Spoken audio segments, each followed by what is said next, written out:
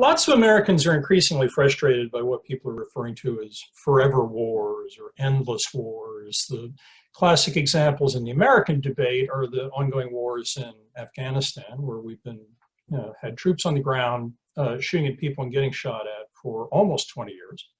And Iraq and Syria, where we still have troops on the ground and where we have since 2003. About 17 years now. It's not uniquely an American problem. India has been waging a grinding insurgency against Naxalite insurgents for over a decade.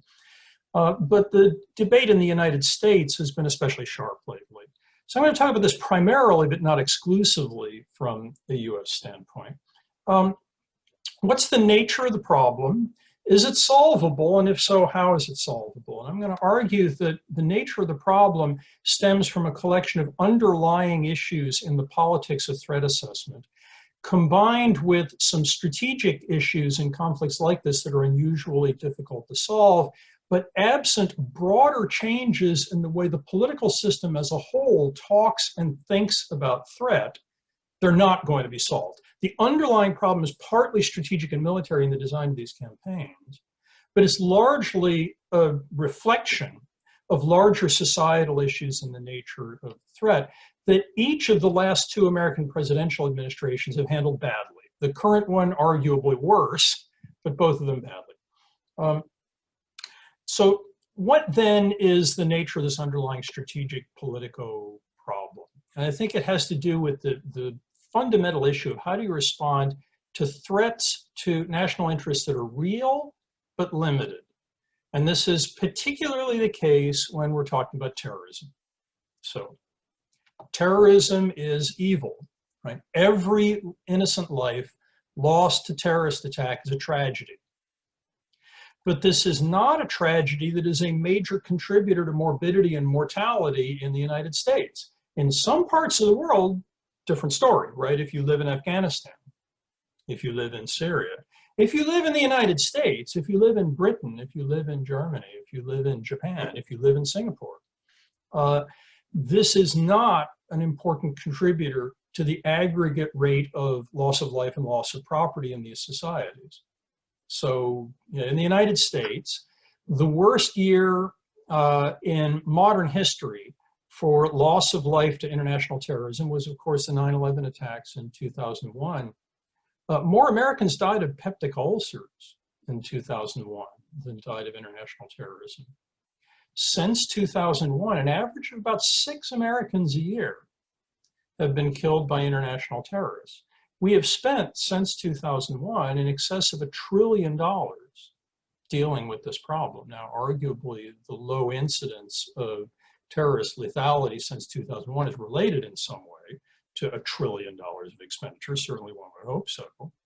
But if you went to the Centers for Disease Control and you said, I have a plan, I am going to, looking forward in 2020, spend another 50 billion a year on taking a source of morbidity and mortality that's killing 6 Americans a year on average and reducing it to lower than that.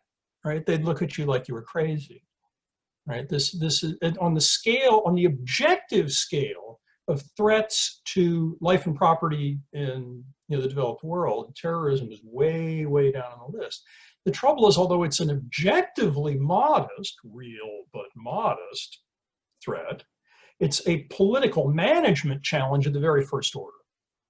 Because whoever is in charge, whatever presidential administration is in office when the next terrorist attack occurs, when someone sets off a car bomb in Times Square, for example, is going to be pilloried if they have not done everything possible to prevent this, because the nature of terrorism is visibility.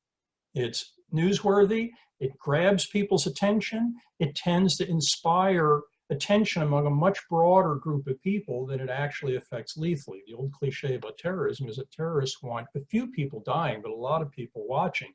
That creates a serious problem of political management.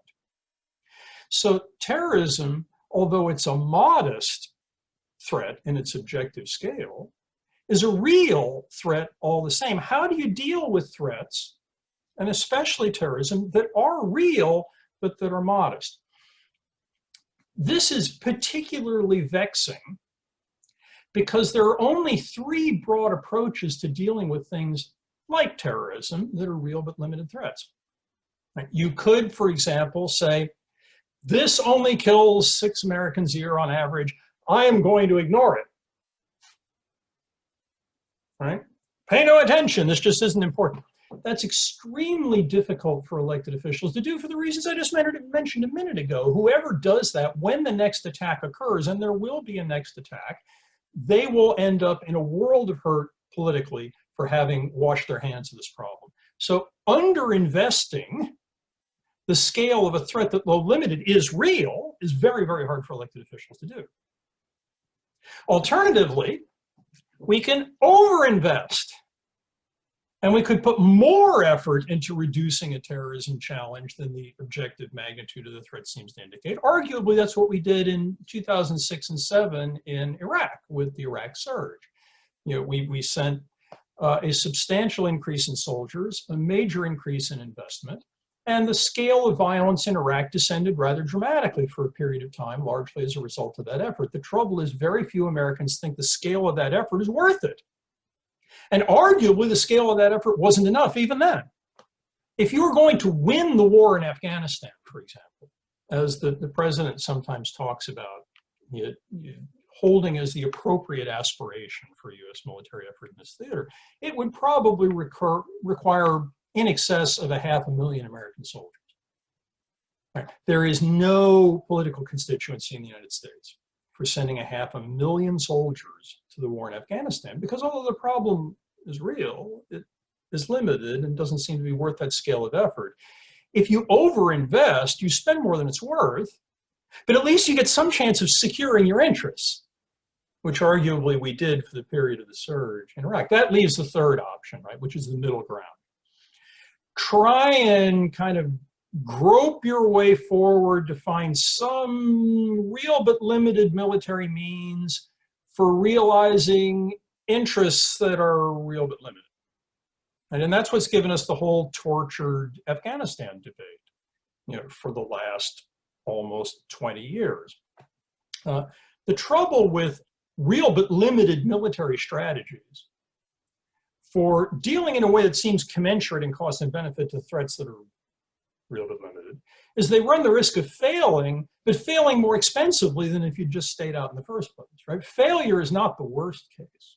Failing expensively is the worst case, and there is now a very distinct possibility that in Afghanistan, we will end up not realizing the strategic interests that mandated our original involvement in the war, but doing so after spending $100 billion a year in that conflict for much of the time that we've been in Afghanistan. The 19th century Prussian military philosopher Karl von Clausewitz famously said that no one seeking to cross a wide canyon would start by jumping halfway. Right? These kinds of in-between options are potentially quite perilous, but they have a magnetic attraction for the American domestic political debate. Most elected officials' lives, most of the time, are in a world of political compromise. Wait a minute. They grew up in a political environment in which compromise seemed like the natural thing to do. Maybe we'll return to that, who knows? So give a little to get a little is a fairly standard technique in orthodox domestic political conversation. It doesn't work nearly as well militarily. Let me spend a little bit of time talking about why, in greater detail, that approach tends to work so badly. In places like Afghanistan, Iraq, Syria, but also places like Somalia, places like Yemen, places like Mali, lower profile areas where still the United States has been investing lives and dollars for years, if not decades, and I think is probably likely to continue to do so. And I want to spend a little bit of time talking about the military dynamics of why the middle option that seems so attractive is so problematic in so many ways, because it tees up, I think, the political solution to this problem that's ultimately required if we're going to make any headway. So we want to do something in places like this, but we don't want to send 500,000 troops because there's no constituency for that. How do you get involved but limit your commitment. And typically the way the United States does this militarily is we provide the kinds of things we want to provide. We provide airstrikes. We provide intelligence information. We transfer military equipment. We train troops. We provide advising. We do security assistance. And we let an indigenous ally on the ground, Afghans or Iraqis or Somalis or Saudis in the case of Yemen. We let an indigenous ally on the ground do the tough stuff that we don't want to do, the dirty work, the heavy lifting, especially providing the infantry on the ground, the large numbers of ground force soldiers that will be required in order to stabilize these countries, roll up terrorist havens, defeat the insurgencies that enable those terrorist havens, and cut the threat to the United States accordingly. And it looks on the face of it like an attractive deal, right? The United States has got lots of aircraft for flying airstrikes. We've got good intelligence. We can transfer lots of money and training equipment. Why not, right? Let them do what we don't want to, and we'll jointly go forward and succeed. But the problem with this is not that American aircraft aren't capable of delivering precision strikes, or that the Defense Department can't transfer lots of stuff. The problem is the politics of doing this.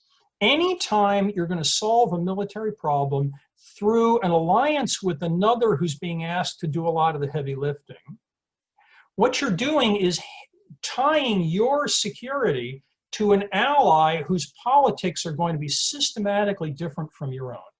Our old friend, the 19th century Prussian military philosopher Karl von Clausewitz, right, famously said, you'll learn a lot more about this if you decide to come see it, famously said that war is an extension of politics by other means, that the politics and shooting are intrinsically tied together in the conduct of war, and therefore, if you believe that, the politics of these conflicts ought to matter.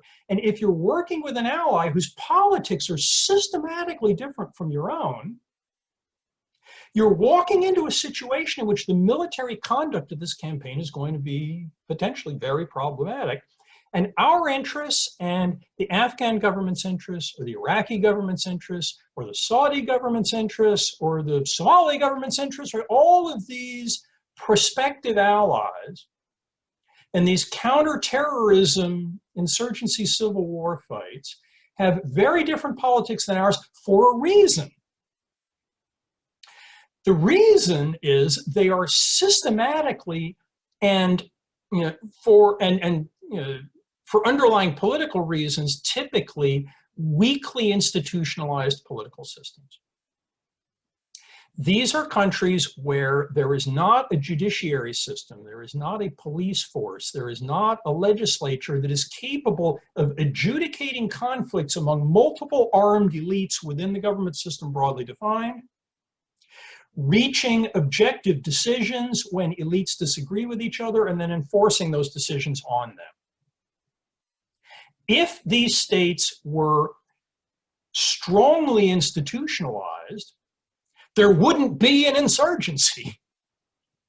And if there weren't an insurgency, there wouldn't be a terrorism problem. If there weren't a terrorism problem, we wouldn't be involved at all. Right? If we're involved, it's almost always because the ally, prospective ally, is a weakly institutionalized political system that cannot adjudicate and enforce decisions on armed elites within the political system. And in this kind of setting where we're dealing with a weakly institutionalized local ally on the ground, it creates political interest divergence. The primary interest of the United States in these kinds of conflicts is we want the insurgency to stop and we want the terrorist havens rolled out.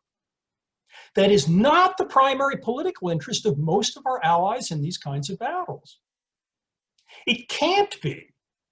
Because if they approached it that way, they would be dead, right? The primary interest of the prime minister or the president or the local political leadership in a weakly institutionalized political system in which there's armed violence and multiple armed elites is staying in office, right? If there is a coup d'etat or if there is large-scale political violence, you and your family and your supporters could all end up hanging from a lamppost somewhere, just to choose a random example of no relevance to, say, Afghan political history, right? And in an environment in which there are multiple armed elites internal to the regime system and no way of adjudicating decisions among them and enforcing them, the way threatened elites faced with multiple warlord militias maintain internal political order long enough to stay alive and do anything is with an internal balance of power, in which the balance of armed violence potential among warlords, right, militia leaders, is roughly collinear with the balance of resources they're extracting from society for the benefit of them and their followers. If I am an Afghan warlord sitting at Torkham Gate, one of the primary customs stations on the Afghan border with Pakistan, and I'm skimming, you know, $2 million a year of customs revenue, and I have 1,000 followers, and the warlord next to me, a little further northwest in Afghanistan, is getting nothing, but has 2,000 armed followers, now we've got trouble. Right? There's going to be violence between the two of us that can end up engulfing the capital. This is bad news if you're Hamid Karzai or Ashraf Ghani. To prevent internecine civil warfare within the warlords that comprise the elite as a whole, you have to ensure that the balance of armed violence potential is about the same as the balance of the resources they're extracting. If I'm getting twice as much money from Torkham Gate and I've got twice as many soldiers, me and my neighbor are okay with this. If I'm getting twice the revenue, I've only got half as many soldiers, we've got trouble. So if you're Hamid Karzai or Ashraf Ghani, long before you're going to worry about the Taliban, and way long before you're going to worry about Al-Qaeda, you're going to worry about armed warlords keeping the peace between each other and between them and you.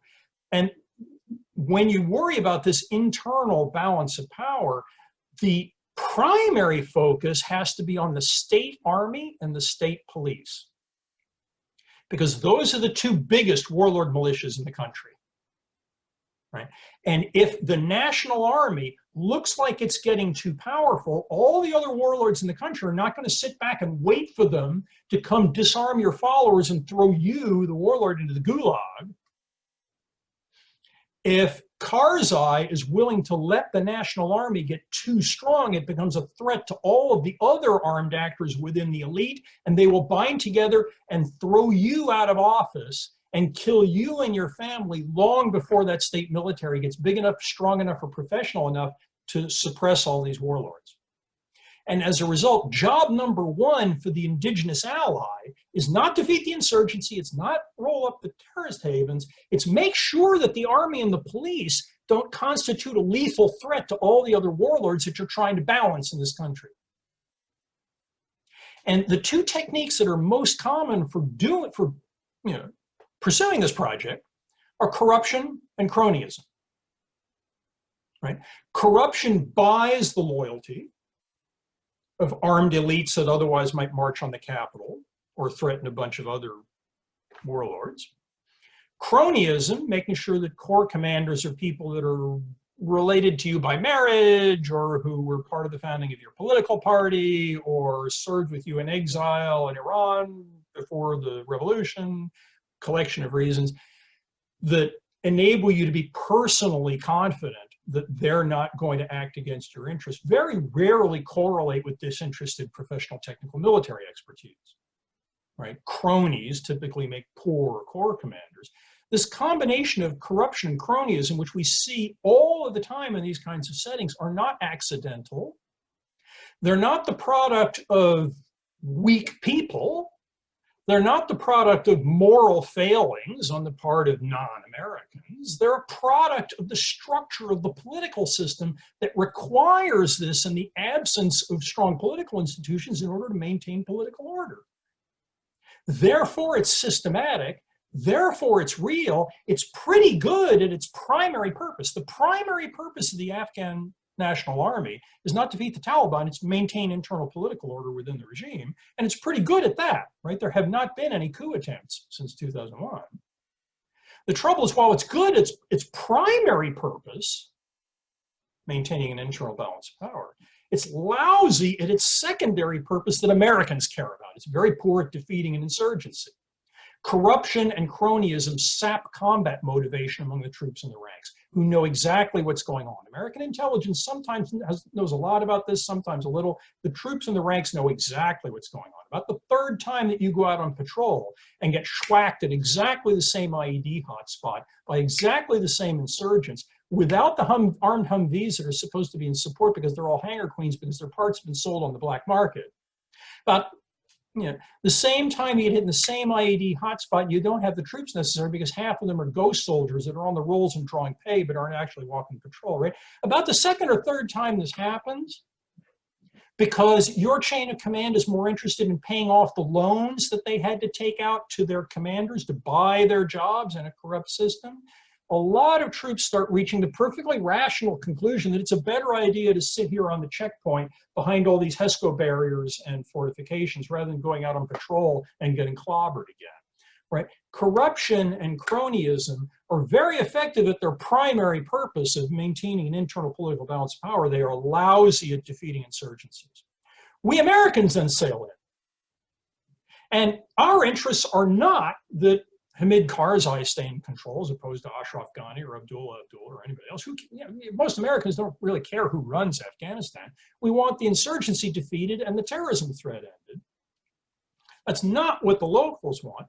We think we're going to get what we want by providing lots of stuff, right? Let's give them airstrikes. Let's give them equipment. Let's pay their soldiers for them. Let's provide all this training.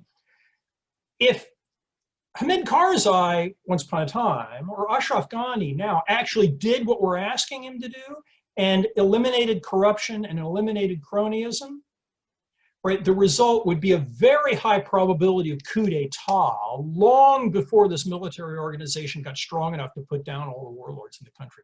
What we are asking of indigenous political leadership when we do this is something close to tantamount to suicide. As a result, they don't do it. Right? Their interests are not the same as ours. They're not lesser or evil or morally depraved in some way, but they're different because their political situation is different. And they will therefore use our aid and assistance in ways that facilitate their political interests at the expense of ours. So they misdirect our aid money into paying ghost soldiers. They take our equipment and they sell parts of it on the black market. They take the training program and they use it as a way of rewarding loyalists, as a way of reinforcing the patronage links that maintain the internal balance of power, right? They systematically redirect our assistance from professionalizing the military, which is what we want, but they view as dangerous, toward reinforcement of the patronage relationships that maintain the internal balance of power, which is what they want. And the result is we can invest tens or hundreds of billions of dollars creating, nominally large indigenous security forces in places like Iraq or Afghanistan or Somalia or Mali or lots of other places. And their military performance is way lower than you would expect from the scale of investment involved and way lower than is necessary to actually defeat an insurgency. That insurgency isn't going to threaten Hamid Karzai or Ashraf Ghani anywhere near as soon as an internal coup d'etat. As rational people, they're more concerned with the threat that could kill them and their families tomorrow morning than they are about the someday in the future vague possibility that the Taliban might take over the country years from now. Right?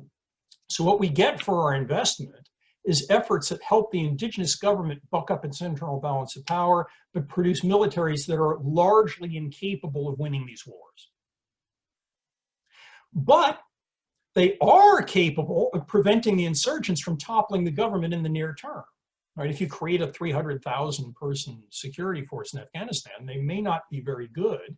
They may have weak combat motivation. They may be mostly a checkpoint military rather than getting out and patrolling.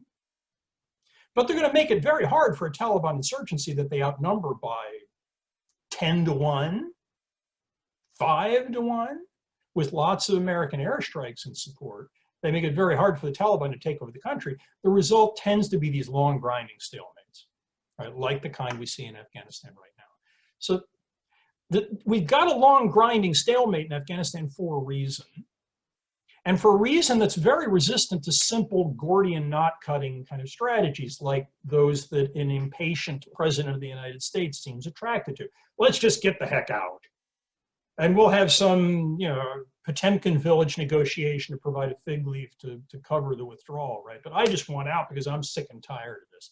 If you do that, then the government of Afghanistan, and we withdraw our support to the Afghan military, the military will break up along factional lines, the government will fall, the country will end up in chaos, and Al-Qaeda will reestablish base camps there. And much more importantly, the security of Pakistan, the nuclear-armed neighbor on Afghanistan's immediate eastern border, will be undermined as well. And the result could be a serious terrorism threat to the United States that Donald Trump will then regret.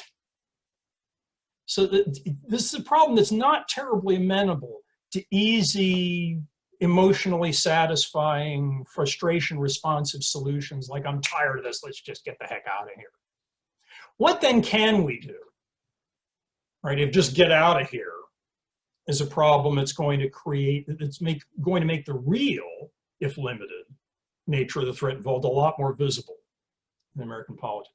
And I'm just going to sketch briefly two broad approaches, and then I'll stop and we'll go to Q&A, but hopefully before Zoom fatigue sets in, if it hasn't already. One approach is we can make the assistance we provide more effective at the margin by making it more responsive to the underlying political nature of the real problem, right? Americans tend to look at these security assistance projects as engineering problems, right? The problem is, you got an insurgency in Afghanistan or Iraq or Somalia or Yemen or wherever because the government doesn't have enough soldiers. They don't have enough schools. They don't have enough roads. They don't have enough wells. They don't have enough clinics and hospitals, right? They don't have enough stuff. So we will give them stuff. And we'll train them in using the stuff, right? So we tend to think of this as an engineering problem. If things aren't working, we provide more stuff, right? The problem here is not a lack of stuff. The problem here is the political interests of an indigenous ally that make it dangerous for them to professionalize in pursuit of counterinsurgency at risk of coup d'etat in the meantime.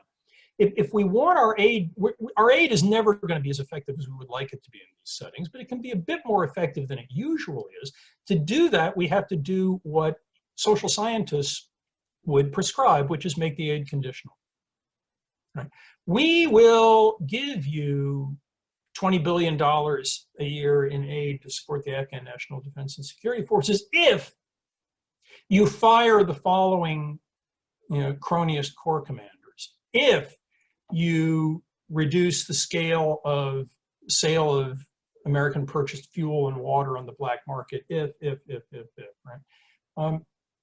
And we can talk more about how to go about that. There's a variety of do's and don'ts that emerge from the social science of principal agent theory that give you some guidance on how mechanically to go about making our assistance policies more conditional and thus more effective.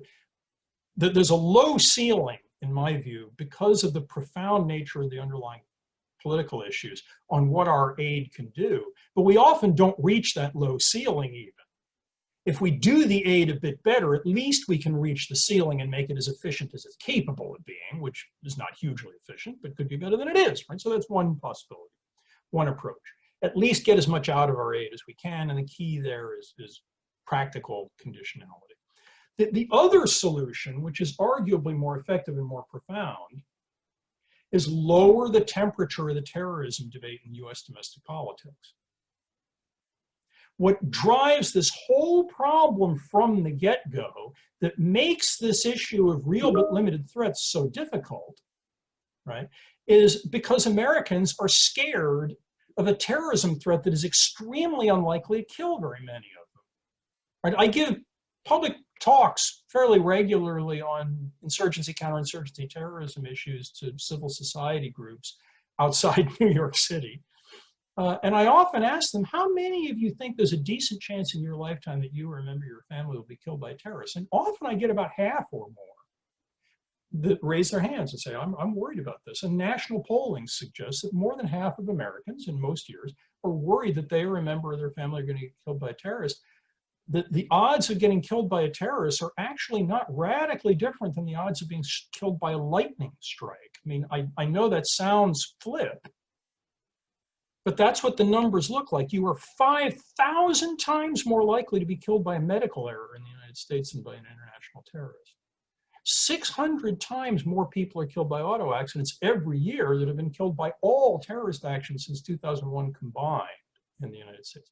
Right? So if we are going to get out of this dilemma such that the low ceiling on what security assistance that limits our commitment while enabling us to do something isn't crippling the effort, if we're going to be able to walk away from more of these issues that are not solvable in a satisfying way at a cost we're willing to pay, it's going to have to be because we get less scared of terrorism. We get more resilient, less frightened, and, to be bluntly honest about it, more willing to accept terrorist casualties without overreacting in response, which is what most terrorism is designed to goad us into doing.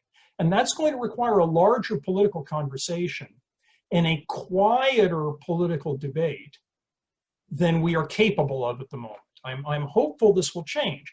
If it's going to change, it will be in part because of generational change, because idealistic, bright, motivated people like yourselves enter the political system, enter the government in the United States and elsewhere, and help advance this agenda of changing the temperature of this debate in a way that enables strategies and militaries and foreign policies that can be more effective.